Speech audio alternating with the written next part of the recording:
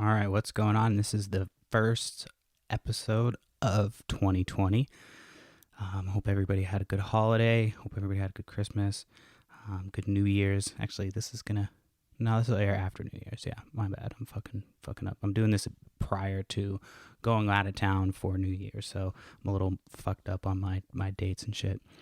But I wanted to get this podcast up and running before I go out of town, so that's why I'm doing this beforehand. Usually I'll do like a recap of the week, but because of the fact that I'm not going to be in town, I wanted to get this done so I'm not fucking around with it while I'm trying to, get drunk with my friends and hang out with my mom and shit while I'm on vacation. So anywho, hopefully everybody had a great holidays. It's, like I said, it's the new year.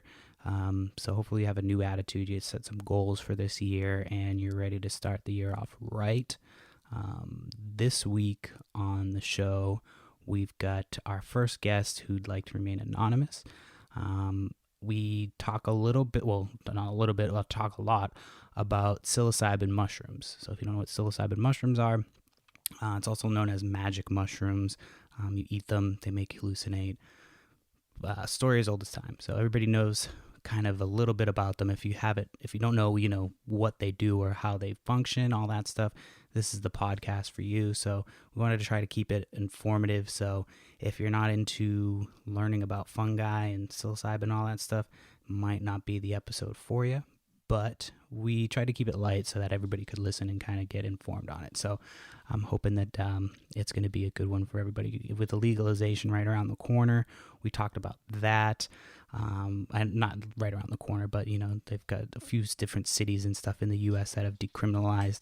So we're a little ways away from decriminalizing it, but it's one of those things that, since it's right around the corner, I figured we'd get the conversation kind of going about it now. And I'm somebody who's been a user of psilocybin for a long time. So without further ado, this is not a podcast about magic mushrooms. It's the Itty Bitty Podcast. It's anything but, and it starts now. Welcome to the Itty Bitty Podcast.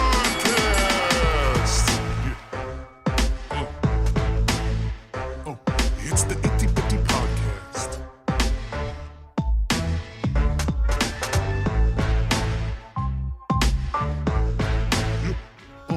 It's the Itty Bitty Podcast.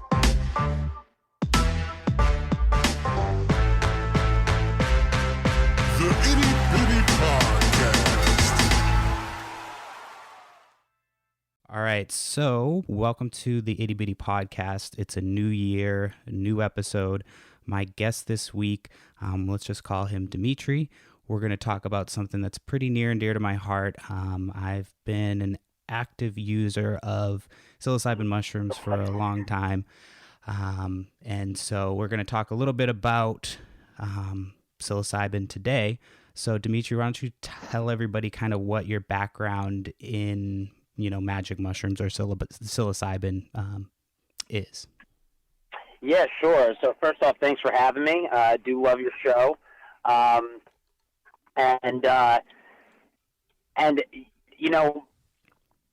give you a little bit more background, I'm a mid-30s professional.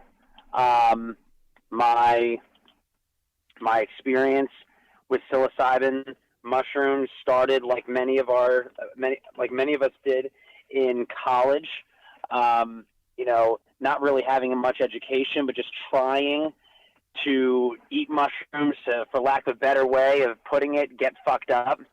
And, it wasn't until, I want to say in college, I probably took psilocybin mushrooms in the mushroom form at least 7-8 times.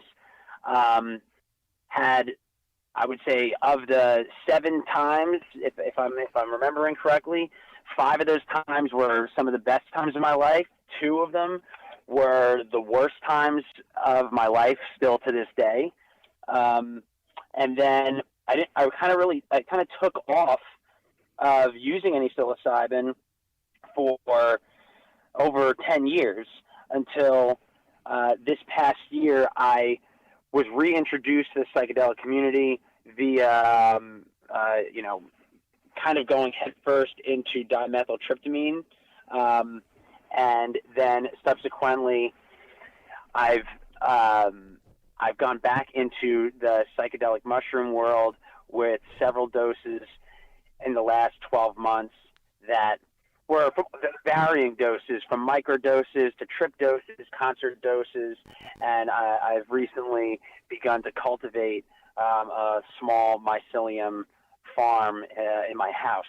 So that's my experience as of now. Okay. And so you said you took a brief, about 10 years off, you said, before you got back into it? Yeah. And it was, a big part of why I took the time off was because I really like smoking cannabis. And after I had a couple of those really horrific moments in college, I started noticing that anytime I used cannabis, I would have a panic attack. So I went on this sort of 6-month spiritual journey at the end of college to fix my issue with cannabis, because I didn't want one bad trip on mushrooms to ruin my experience with cannabis forever. So I focused on that, and really since that 6-month journey towards removing or relieving myself from any kind of panic attacks that occurred with cannabis, I just decided not to go back into psilocybin mushrooms at all. I didn't really at the time know of their healing powers or any knowledge at all about the psychological and psychiatric research that had been done pre the 60s or during the 60s and before that.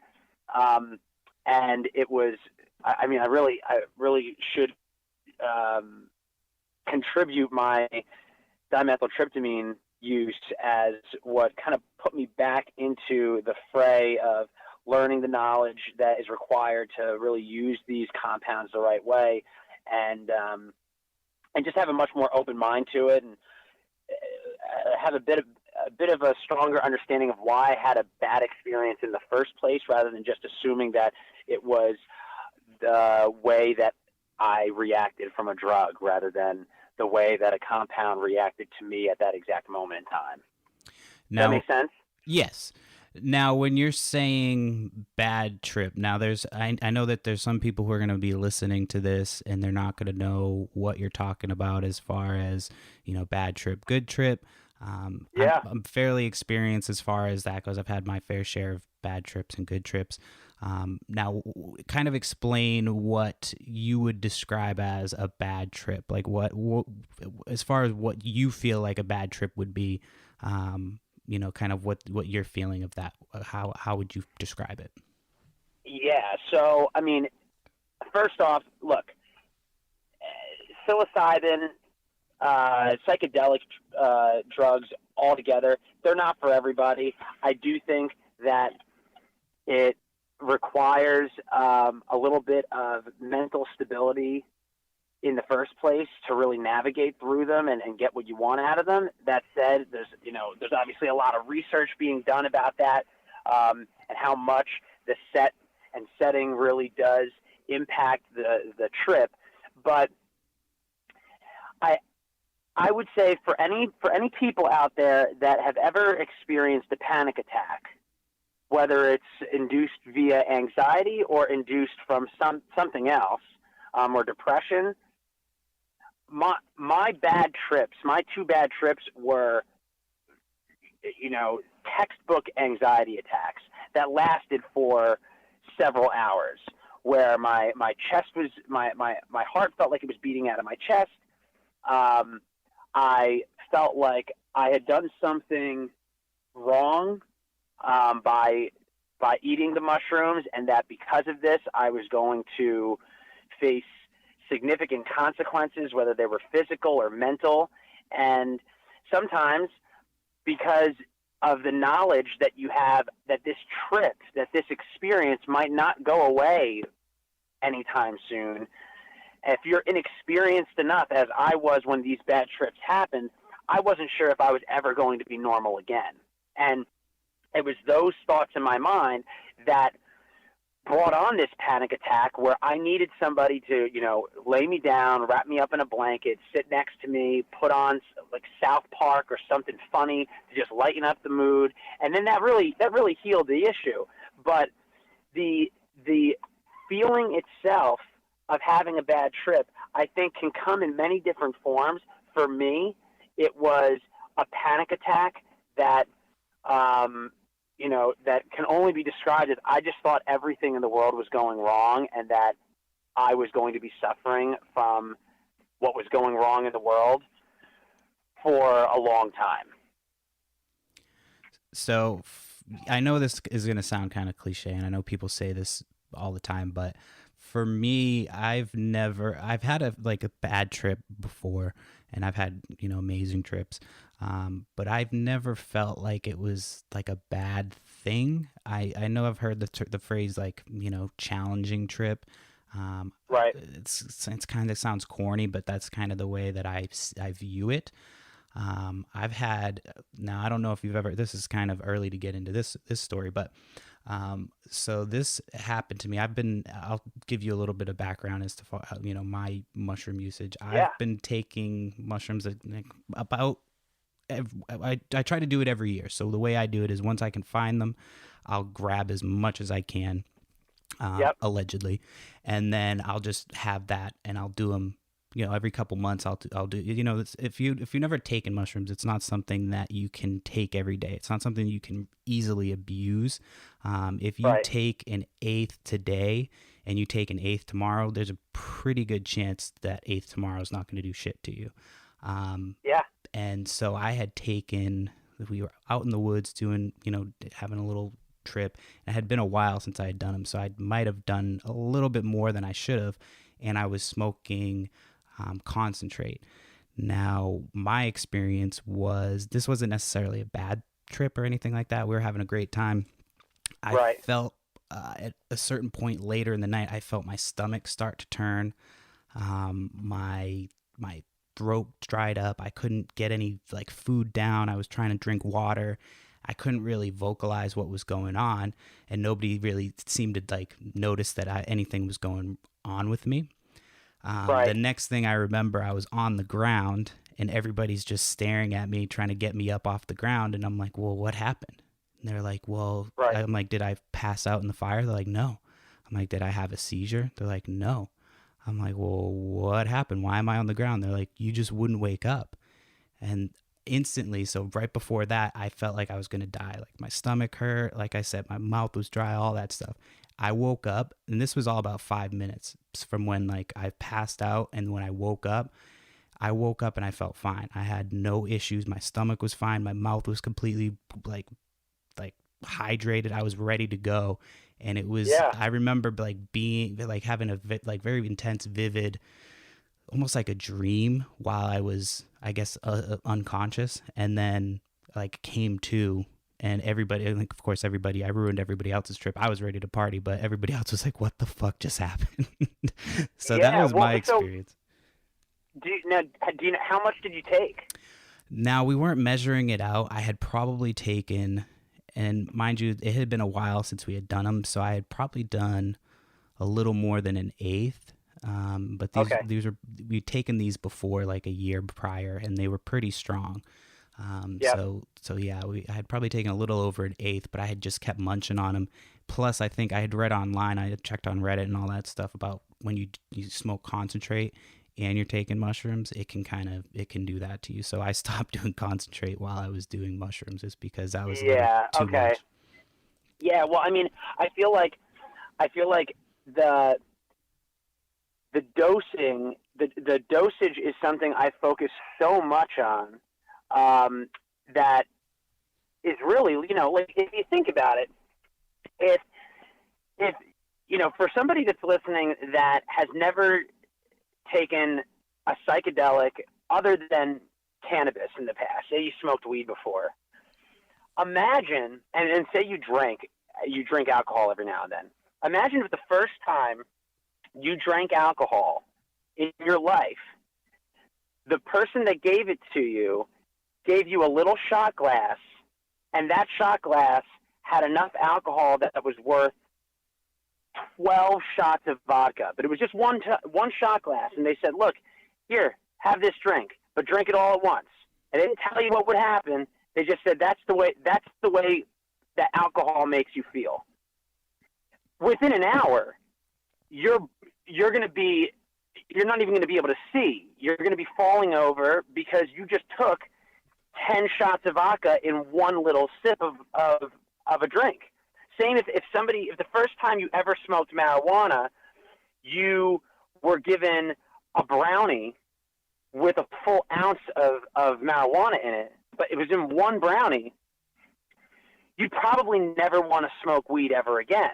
Right. And I feel that so many people, myself included, are introduced to psilocybin by some random person that they never met before, telling them, here, eat an eighth of mushrooms. And that dose is, I know now that an eighth is, it translates to about 3.5 grams of psilocybin when the mushroom is dried. If the mushroom is not dried, now you're talking about a completely different thing, but most people get mushrooms dry. But at 3.5 grams of psilocybin is not taking into account body weight, which matters. It's also not taking into account the strain of the mushroom, which matters. Just like cannabis, there are several different strains of mushrooms. Golden Teacher is probably the most popular mushroom, but albino penis envy is a completely different looking mushroom altogether and has a different level of psilocybin in the mushroom than, for example, Golden Teacher. And it will make your trip completely different depending on the strain of mushroom. And then furthermore, 3.5 grams or again, an eighth of mushrooms might be a good dose if you're looking to have a true psychedelic experience. It's not necessarily enough to give you an ego diminishing, depending on your body weight and your experience. The ego diminishing trip or trip dosage is normally around 5 grams. But I've had a lot of friends and colleagues tell me that the first time they took mushrooms was when they went to a concert. And if you go to Reddit, which it's kind of a crazy place to think that that's where you're going to get expert advice, but it does work. I agree with you. Most people on Reddit will say that if you're going to take mushrooms before a concert, you don't really want to go over 2.5 grams. Really, 1 gram is a comfortable amount because it allows you to feel the effects of the mushroom while still being able to socialize with people that you don't know, exploring new experiences in a really crowded environment. If you're going to be taking 3.5 grams of mushrooms or more, and you really want to explore your consciousness, doing it at a concert probably isn't the best place to do that. But everybody's different. So my point here is that the dose, I think the biggest difference between my usage today versus my usage in college is that I'm paying special attention to the dose and also paying special attention to how each dose makes me feel before proceeding to the next dose. Does that make sense? Yeah. And I completely get what you're saying as far as it's going to do something different to every person. Like I'm the type of person that I can take a fistful of mushrooms and go to a party and have a great time. But I've hung out with people that you pop a couple stems, couple caps, 20 minutes, 30 minutes in, they're like, you know what, I'm going to go home and hang out by myself. And you're just like, what? So it's kind of, it does affect everybody differently. And I do, if you're listening to this podcast and you're trying to learn about, psilocybin mushrooms, I do recommend, starting on the low end and then kind of working your way up. I think the first time I tried it, I took a small amount, but I think I was hammered. I was in college and some dude was selling them. And he was like, I was like, I got $20, give me $20 worth. And he just gave me a couple little stems and caps. And that was my first foray into mushrooms. But, well, and I feel like the other thing is learn about it. If you go to places like arrowhead.org, or Reddit, or there are so many articles and podcasts out there, for example, that provide a lot of information on these substances that can make the experience a lot better. I mean, the first time that I took acid was unexpected. I did not know I was going to have the opportunity to do it, but I had very little knowledge about the effects of it, except that I was told that it's like a synthetic version, like a laboratory created version of psilocybin, which, isn't entirely true, but it was what I was told about it. And then when I knew I had the opportunity, I did my research and found that the LD50, the lethal dose for 50% of users, is at 15,000 tabs. So for those that aren't familiar with LSD, LSD is typically taken in a tab, a little piece of cardboard that is, very small, but that little piece of cardboard is dipped into a liquid called lysergic acid diethylmolide, and it's a way by the cardboard soaking in that liquid. It's a very, very accurate way of measuring your dose, because cardboard paper can only absorb a certain amount of liquid. So if you just cut the tab to be the correct size, you'll get the exact amount that you read about as a standard dose. Well, the LD50, what the government considers as the lethal dose for 50%, is 15,000 times that. Furthermore, no one's ever even died taking 15,000 tabs of LSD. There was one case of a person that did pass away while on LSD, and they had taken 45,000 tabs at once. And even the evidence based on what the cause of death was is still a bit inconclusive. So here I was, all nervous about taking acid for the first time, because the term acid just sounds scary. And then I read up on it, and I'm like, I'm taking one tab. There have been people that have taken tens of thousands of these, and they haven't gotten sick or died or anything like that. So the same goes with mushrooms. I mean, psilocybin mushrooms, there is,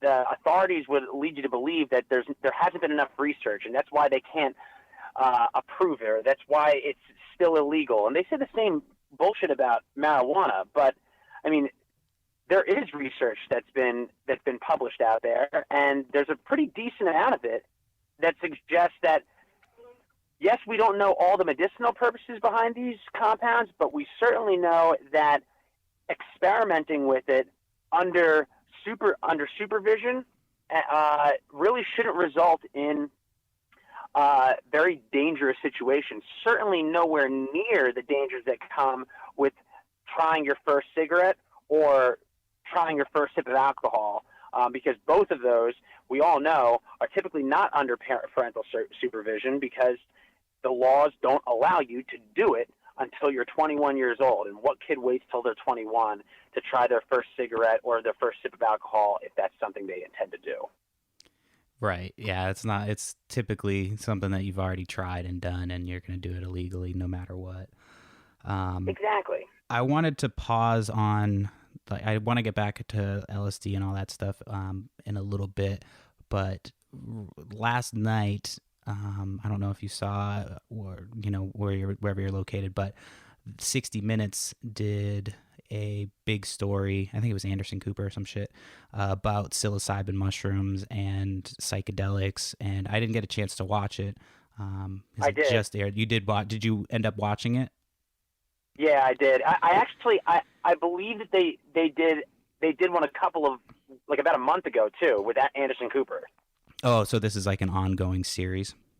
Yeah. So my thing about that is now you're starting to see stories pop up kind of here and there, like, we saw Oregon is it a city in Oregon, Portland or something like that, just decriminalized Yeah, I believe it's Oakland Oakland.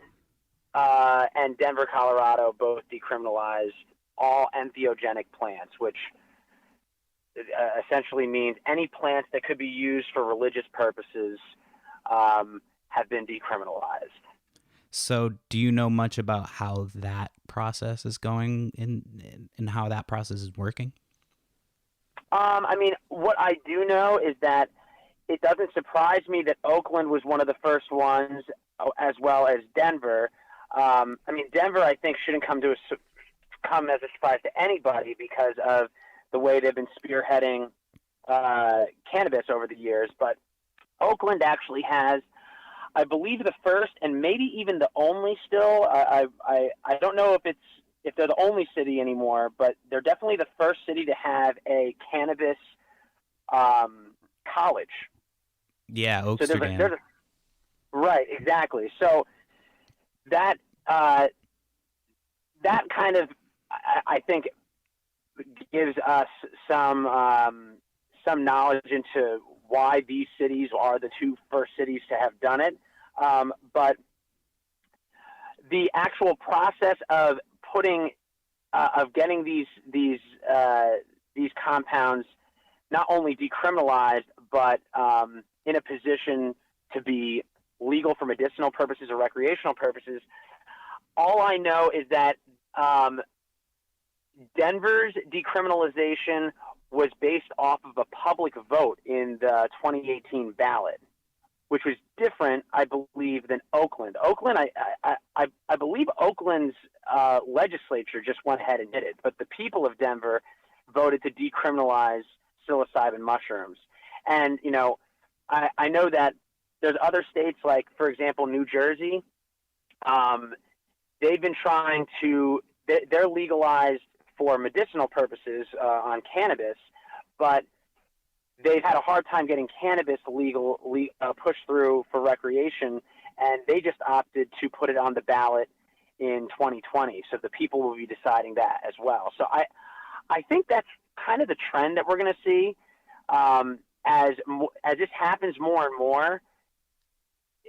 The lawmakers are going to have a hard time getting a majority of their colleagues to vote for these things. But once they're put in the hands of the people, I think there's enough out there. Like, for example, 60 Minutes. That's a huge deal for Anderson Cooper to be out there talking about this, and not talking about it from a standpoint of left versus right or right versus left, but more as, the publications on these compounds are much more focused on medicinal uses, and kind of dispelling the myths behind why these compounds were made illegal in the first place. And once you attain that knowledge, there's really not that many people that I think are stark opposers of mushrooms being legal or illegal, because everybody knows somebody that has addiction problems. Everybody knows somebody that has issues with anxiety or depression.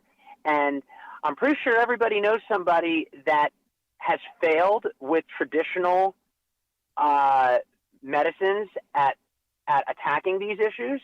And for that reason, when publications come out that say that LSD just went through first phase trials towards a potential an effort towards curing Alzheimer's, or MDMA has been approved by the FDA in Israel for PTSD, that gives people hope. And I can tell you from firsthand experience that's really it was that those kind of publications that got me so much more comfortable experimenting with these compounds over the last year. Now, I said a little bit earlier about how, when I get the chance, if I can grab a bunch of mushrooms at a time, I'll grab them just so I can have them, and I'll take them occasionally. I'll wait a little while, a couple months will go by, and I'll take them. And since I've been doing that for years now. You know, it's not something that I'm like, hey, I'm going to grab an ounce and I'm going to eat them all in one sitting, but it'll be like I'll do a little bit here, a little bit there. And I've noticed that I've never had any issues with any type of depression or anxiety or anything really like that comes with, you know, kind of living life. But I do notice that it's almost like a little mini vacation from yourself, but it also is like a vacation with yourself, and you can kind of think about things more clearly. Like there was a time when I wouldn't make any decisions unless I had a little bit of a mushroom trip before, you know, I was going to make that major decision, just because, you know, it strips your ego down. It lets you really think about things clearly. And I think that if more people knew the benefits to, like the medical benefits to psilocybin, rather than just seeing it as like something that, you know, hippies do and it's a party thing, and it's something that actually has a benefit. I knew a DJ when I was living in California who would talk about his cluster headaches, and I had never heard anything about it. And then he showed us some videos on YouTube about, you know, about cluster headaches, and apparently it's these really bad headaches that you get that to the point where, you know, you almost don't want to live anymore. And the only thing that these people seem to have found that helps is, you know, taking mushrooms every couple of months. And he said, you know, I have to do this every couple of months, otherwise I get these headaches, and it's, you know, it's a nightmare to live with. And so he would take what, like an eighth or more, every couple months? Every couple months, yeah. He would just take like an eighth, like just a regular dosage. You would take, you know, an eighth every couple months, and it would just, his headaches wouldn't. Yeah. And he showed us you know, obviously we can't really. There's no way for him to prove or disprove it. So he just pulled up a YouTube video and was like, yeah, check it out. Well, look at this documentary.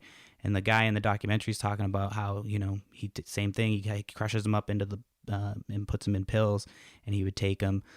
But the guy in the documentary had a really like bad way of looking at it. He would take them and he would sit in a dark room. He'd just be like, I hate this. I can't stand doing it. And it's like, well, yeah, man, you're in the wrong place. You're in a dark room. Yeah. Like, go outside. I can see the sunlight coming right through your window. Just stand like 2 more feet outside and you'll be good. And, but yeah, so that was just kind of interesting. But yeah, just a little bit of mushrooms, and that it completely makes their cluster headaches go away. I feel like that's incredible, because if anybody were to tell you, look, I have a magic pill that's going to make your headaches go away, and you say, okay, so what do I have to take it once in the morning, once at night? And you're like, nope. Okay, just once every day? Nope. And then how often? Once every quarter. Like, what? Right. Can you imagine that? And if you do them right, you're going to have a blast. Yeah. That's like, I mean, and I think that it's, sometimes I am reluctant to speculate on that kind of thing, because you never know how much it could, you know, we're going to learn so much about these compounds over the next 10 years. I think over the next 10 years, we are 100% going to know the right dose for every situation. There's going to be medicinal approvals in every state. I'm not sure if you know this, maybe you do, but believe it or not, the United States is actually one of the more lenient countries when it comes to psilocybin. What do you mean by that? Well, when you compare the laws around the world, the vast majority of countries, it's illegal across the board. There's a handful of countries that it is legal, like Jamaica, the Netherlands. That's where Amsterdam is, and I want to say Brazil is also legal there. But then you have like 11 countries that allow that psilocybin mushrooms are a Schedule 1 drug, but owning the spores and purchasing grow kits is legal. And the United States is one of those countries. So you can go. Oh, go ahead. Go ahead. No, I was gonna say, so you can purchase all this stuff to grow your own mushrooms here in the U.S., but once you grow them, you're not supposed to keep them. Is that? It's exactly it. So the you can go online and buy a grow kit from, there's a company called Midwest Grow Kits. They will sell you every single thing that you need in order to begin growing your own psilocybin mushrooms. But they also sell mushroom spores from all different types of strains. So, but I mean, again, there are a lot of different strains of psilocybin mushrooms. But then you got countries like Austria, Canada, Costa Rica, Mexico, the U.S., Thailand, Spain. All of these are it's illegal to have the actual mushrooms, but it is not illegal to, or it's decriminalized to have psilocybin creation kits. So, I think that's something that we can at least, cross our fingers about, because marijuana was before this most recent wave. I mean, any single thing that was related to cannabis was a no-no in the United States. But psilocybin it's almost like halfway there. All we need is a little bit of legislation and some breakthrough therapy approvals on the psychiatric side, and I think we're going to be in business. And like you said, there already are things out there that are showing people have very strong benefits from using psilocybin just a couple times a year or once a year. And I think a lot of people are nervous about the pharmaceutical community not really being behind that, because, where's the money in a drug that you only need to take one time, or, once a year or once a quarter? Oh, those fuckers will find a way to synthesize that shit. Yeah, well, but you're absolutely right. But here's another perspective that I don't think people think about. The pharmaceutical companies are a huge influence, but guess who else is? The medical insurance companies. And medical insurance companies are losing the battle when they're trying to ensure that their patients, if their patients need medical treatment, that they're planning the risk and the risk involved with insuring that person properly. So where the pharmaceutical companies want everybody to be sick because they want everybody to take their medications, the medical insurance companies want everybody to be healthy, because then they'll still collect medical insurance premiums, but they won't have to pay any claims from themselves. The best insurance customer is somebody that pays their premium and never submits a claim. Right. So I think there's hope there, because the insurance company, the insurance industry is a massive industry. There's a reason why, wasn't it hepatitis C? Hepatitis C, they now have a cure for. And the pharmaceutical companies have commercials all over about the new hepatitis C cure. Well, it would have definitely been a lot more profitable for these pharmaceutical companies to just keep prescribing medication to treat hepatitis C. But there is a place for in this example, a cure to come in, eliminate old drugs, but still provide some sort of profit margins to both the pharmaceutical industry as well as the insurance industry. You know what I mean? Yeah. Now, where do you so we see what we've seen with cannabis legalization, kind of how it's gone. You know, it starts off medical and then slowly becomes recreational. At least that's how it's worked in the weed legal states that I've lived in. How do Yeah. you see legalization happening with something like psilocybin? Do you see them starting with like a medical facility? Do you see them having guided trips with like a nurse who's also a Sherpa, or ideally what do you see them doing as far as legalization in a perfect world would go? I feel like the medical marijuana industry is probably the best place to look if we're trying to look into the future there. I mean, the fact that Tim Ferriss just opened up the first of its kind in Baltimore, the Johns Hopkins Center for Psychedelic Research, you got to think that that's a huge step towards legalization. But I also think that, if the research is going to be done by scientists in a facility that has Johns Hopkins' name on it, that I just feel like each step forward beyond that is going to involve somebody wearing a lab coat. I mean, if you go into a medical marijuana facility in a medicinally legal state, everybody, all of the people that you consult with are typically certified in some way, shape, or form.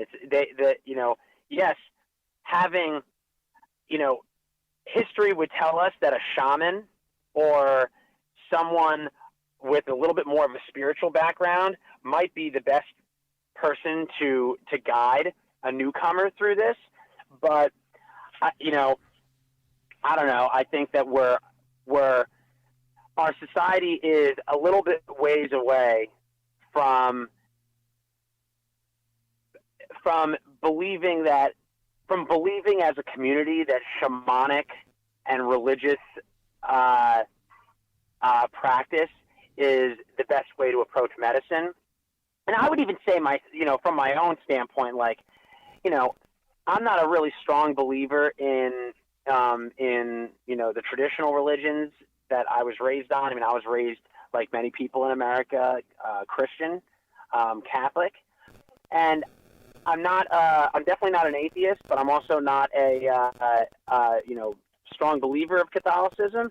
But I also don't necessarily know if I would say, because I am interested in psychedelics and because I truly do feel that I've seen a different dimension when I took DMT, when I believe it exists, I don't think that shamanic practices offer any more validity than traditional religion. And for that reason, I think that if a country is going to make these substances legal, they need to just stay with the science and keep their head down with everything scientific, or every piece of scientific data that they have, and allow people to interpret the scientific data however they want, whether that is within a religious practice or a shamanic practice, but definitely not. I don't think it should be promoted from shamanic or religious perspectives. Now, do you think that the biggest hurdle that the psychedelic community faces with legalization is the perception of psychedelics that so many people have? I mean, for a long time when I was growing up, there was urban legends that if you took mushrooms, you would peel your skin like a fucking orange or something. Yeah. So I think, do you think that that's the biggest hurdle, is that we've been it's so ingrained in our culture that, mushrooms and LSD is bad and it's something that burnouts and degenerates do? Or do you think that, the problem or the hurdles lie elsewhere? I personally think that the users of psychedelics sometimes are their worst, the community's worst enemy, because nobody wants to get advice from a burnout. Nobody wants to get advice from someone that can be perceived as a hippie. And I think that some of the best advocates to moving the legalization of psychedelics closer towards legalization has really been the thought leaders that have come out about it. I mean, you have people like Tim Ferriss, who is, the guy's got a New York Times bestseller called The 4-Hour Workweek, and he is, he's worth over $100 million. You got even people like Joe Rogan, who, although he's a comedian, he speaks intellectually about this stuff, and he also will advocate psychedelics while disparaging the users of more addictive substances like cocaine, crack cocaine, or heroin. So I think what we need to do as a community to really move this along is be responsible with our use of these substances. Now, like somebody that's never done it before might say there's nothing responsible about taking an illegal drug. But I mean, I guess there is some validity to that, but I think it's certainly a lot more responsible to experiment with something after doing research and being able to answer all the questions that you have or somebody else might have before you do it. And if we could all do that, then the conversations that we have will just be from a much more confident place. And the naysayers, the folks that really are uncomfortable with it just because they're unknowledgeable and they have those same stigmatic thoughts behind what psilocybin does, the way that you and I probably did when we were growing up and didn't know any better about it, those rumors will be dispelled one at a time. And I think you probably noticed it yourself that it's a lot easier to go to a formal business event and run into somebody that is an avid psychedelic user. And you'll look at them, they might be wearing a full suit and be worth, be earning a strong income, be very family oriented, and look from head to toe like the opposite of what the stereotypical 60s Woodstock hippie was that was taking mushrooms or LSD. And I think that's where we need to go. We need more people from all walks of life to be educated on this, and that'll move things forward quicker. Yeah, people think I'm nuts when I tell them that I quit smoking like 2 years ago. I had smoked cigarettes for years at that point. And I had taken a mushroom trip. I think that was the same trip that I had died allegedly, where I, had that like pass out experience where I went out and came back in.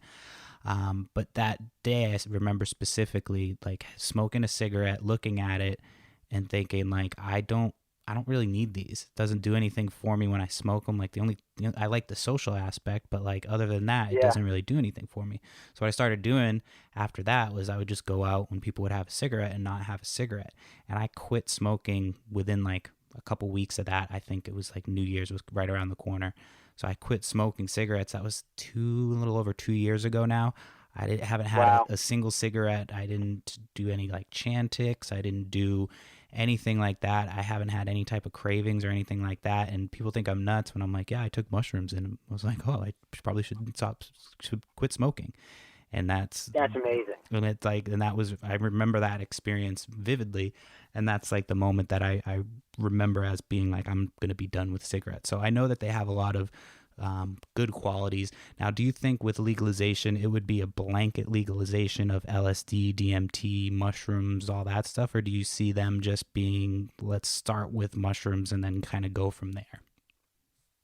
I feel like mushrooms probably first, just because they already have some legs. I think MDMA might beat it, though. Yeah. I think MDMA will probably beat psilocybin mushrooms. And I really don't know the future of DMT. I mean, I heard, I think his name's Andrew Galloway, or I'm messing up the name, but there is a gentleman that is launching a DMT exploration project where they've tried. They believe they have found a way to put a person intravenously into the DMT state, the realm, for longer than the traditional 15 minutes, and keep them there for a steady period of time through like a steady drip. And they're taking volunteers to go into the realm and kind of report back what they see. I mean, I don't know how you get on that list. I personally don't know if I would even want to be on that list. I mean, have you experimented with DMT? I actually have not. No, I'm not opposed to it. It's on my list of, my short list of things left that I still want to dabble with and try. Very hard to find. It is. Yeah, that's been part of the problem. I attend a hippie festival like once a year, and usually you can find it when you go there. But I haven't gone down that. I think probably in the next year I'll try it, but I have not yet. No. Okay. Yeah. Well, it's when if you do it and you wind up having a podcast on that, let me know. I'd love to chat about that. But I think that psilocybin is I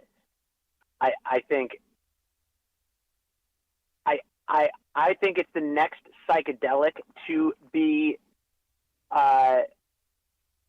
legalized. I think MDMA will beat it there, but I don't really consider MDMA a psychedelic. Sometimes it's thrown into the same fray, but I mean, for anyone that's ever taken MDMA, I mean, the effects are, I don't know. I've never seen any hallucinogenic type of effects from MDMA. It certainly makes you feel different. I've had tracers and stuff, but yeah, nothing.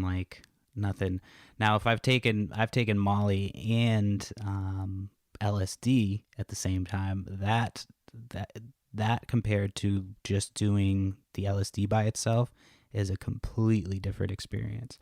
Wow. I had taken the first time it was a lot more mellow. I've only taken acid a couple times, but the first time I had taken it was a lot more mellow, and the time that I had taken it on Molly, I was out of my mind. I blew my back out that night and didn't even feel it until the next day.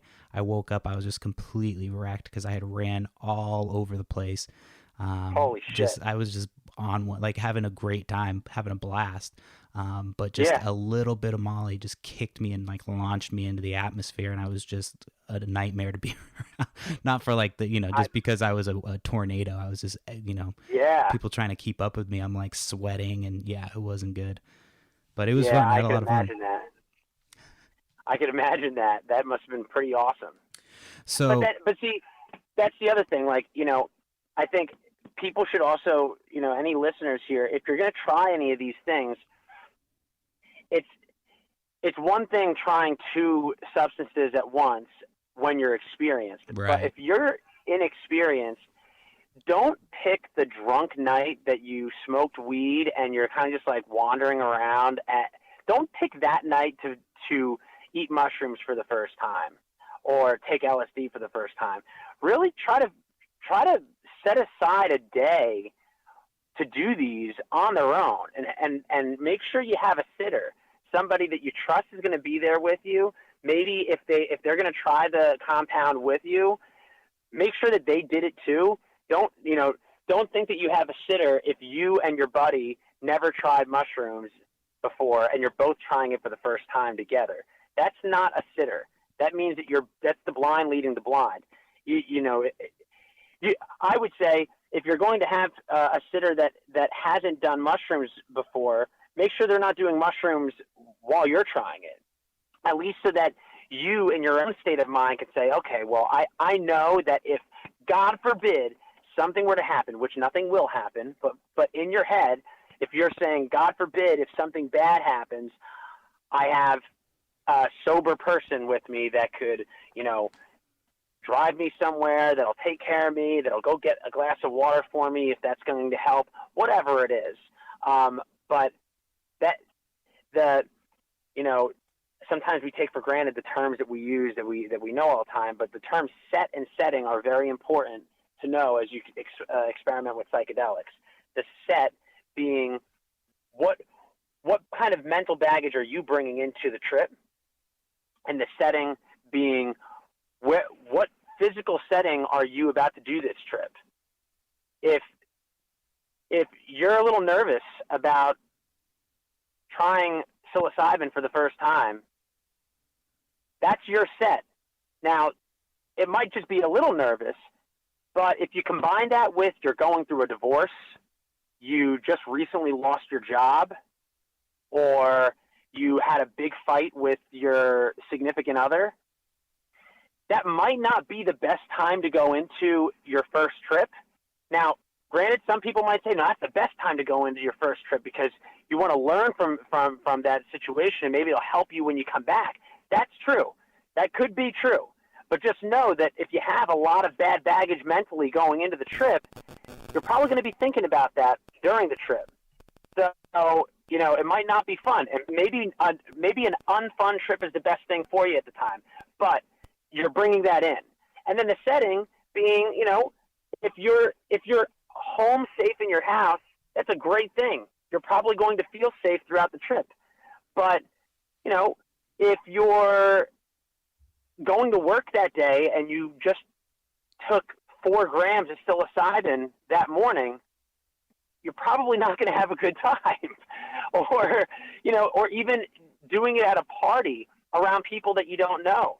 That could bring on a really bad experience for somebody that is inexperienced with it.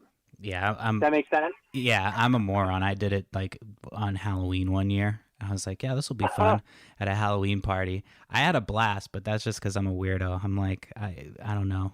I've had 1 or 2 like really challenging trips, I feel like, in my life that really like freaked me out, but it was nothing that I couldn't push through. But yeah, I'm a weirdo with that stuff. I did want to mention too that the other thing people don't realize when you're messing with psychedelics is that it's also an auditory experience, and so totally. People don't really realize that. And I've had friends and stuff before where I'll put playlists together with certain music, and they'll be really feeling the music, and I'm like, I never really realized that this was an auditory thing as well. I learned that pretty quickly on. One of the bad trips that I had made a mixtape of music I thought I would want to listen to, and I'm a big hip hop guy. I love hardcore gangster rap. I love all that shit. So I had made a playlist of harder hip hop songs to kind of get your energy going, and I thought that for some reason that would be what I would want to listen to while I was high on mushrooms. Turns out that not the case. So that contributed a little bit more to my trip going south. Switched it up and put on, I think I threw on Kanye West's Graduation album, and that album saved me from my bad trip. But you definitely have to get your audio as well as your visual in order too, when you're going to have a trip, because it can affect you, because you're going to be hearing a lot of shit that isn't there. You're going to be hearing a lot of shit that you think you're hearing, and it's a trip for a reason. So, yep, that's for sure. That's my 2 cents. So we're getting close to about an hour. That's been pretty quick. I definitely want to have you back on again. We'll talk more about mushrooms, but do you have any stories you want to finish up on? I always like to give people the opportunity to tell a story, maybe of like a fun time you had tripping, or maybe a wild story that you had while you were tripping. On psilocybin? Sure, yeah. So, I will say that you know what? I'll go with a different experience. So my psilocybin, everybody's heard of a ton of different, you know, large trip experiences, whether it's on psilocybin, LSD, you know, DMT. I think that there's not enough people out there talking about what it feels like or could potentially feel like to microdose. Microdosing psilocybin is you know, typically agreed upon as less than half of 1 gram, you know, as your dose. So, you know, call it 0.4 grams. I did some microdoses actually only last week for the first time in my life, and I was so surprised at how it made me feel. It was, you know, the amount that you're taking is so small, but it is very profound. Are you familiar with when you take psilocybin, the onset of the psilocybin typically comes with a little bit of butterflies that kind of hit you right in the middle of the stomach, at the top of the stomach. You know what I'm talking about? Exactly, yeah. So my microdose, about 45 minutes in, there was a tiny feeling of butterflies right in the pit of my stomach, but it never really got to the point where my stomach was unsettled. It was more of just a feeling of excitement. And that feeling of excitement lasted the entire day. I wound up taking it in the morning. I had work the first half of the day, so I took a couple of phone calls. I responded to a bunch of emails. I was very productive. I was super interested in everything that everybody was saying, but not too philosophical to just listen and not be able to respond. I was able to give a lot of really good feedback, just as if I hadn't taken anything. But what I can say, in terms of where it impacted me, you know, where it changed the outcome of my day, was there really wasn't a single thing that came across my desk or was put in front of me that wasn't able to just roll off my shoulder. It was a really interesting experience, and almost the kind of experience where if psilocybin didn't have such a, you know, if our bodies didn't have such a tolerance to psilocybin, I could see someone taking small doses of, you know, microdoses of psilocybin, you know, every day for anxiety. But I actually did the microdose 2 days in a row, and the second day I already saw a difference. Like, my body didn't react to it very well, or I should say it almost didn't react to it at all. But the first day was fantastic. So I know that's sort of boring, and I think that if you're looking for a crazy trip experience, I'd love to come back and tell you about my experiences on dimethyltryptamine, because that's where, you know, I would say there hasn't been a single other compound, LSD, psilocybin included, that has really completely broken the entire, you know, sense of reality the way DMT did. But I think that from a level of significance, microdosing is something that people should be really interested in. Even if you are just looking at it for recreational purposes, try out the microdoses, because they are fun. And I think that it'll also give you a new appreciation for the potential medicinal purposes that could be, you know, right down the pipe for us in the next few years. Now, real quick, I just want to ask you, so with the microdosing, how does that work as far as, like, if you're going to be, if you're going to be microdosing, wouldn't that like wear off the next day? Like, I don't understand how if you could take it each day without it affecting your tolerance, like you said. It did. So I took it the first day. It felt great. By the second day I took it, it's almost as if I didn't even do it. Now, is that the same? Because I know people microdose like LSD. Is that the same for microdosing with LSD? Does it have the same kind of like tolerance effect? I believe so. Yeah, I believe the only psychedelic that doesn't have that our bodies don't have a tolerance to at all is DMT. You could take DMT like now, and then 45 minutes later, do it again, the same exact dose, and you will respond as if you never took it once in your life. Is that because your body makes it? That's exactly it. Why. Yeah. Gotcha. Well, yeah, we'll definitely have to have you come on for that. Maybe we'll do it after I finally get my ass in gear and try it. Well, Dmitri, thank you very much for coming on. I'm really glad that we did this. I will let you know this will probably air like next week at some point. But yeah, I'll jump off the call and I'll get back to you where we were chatting and kind of let you know the details. Thank you again for coming on. Do you have anything that you want to plug or anything like that? Any blogs or anything that you want to talk about? Or no, but you know what? I might be doing a podcast of my own, and at that point, I'll go from being an anonymous voice to a voice that everyone can recognize. But for now, thanks a lot for having me on, and we'll be in touch. Yeah, and if you get that podcast up and running, let me know, and we'll definitely get together and do something else again. Awesome. Sounds good, man. All right, man. Take care. Bye-bye. Bye. Thanks so much for tuning into this episode of the podcast. I'm glad that you guys have been enjoying the show. If you have been digging it, make sure that you subscribe, rate, review, share the show. Go to ittybittypodcast.com. I have all the tools you need to tell all your friends about this show.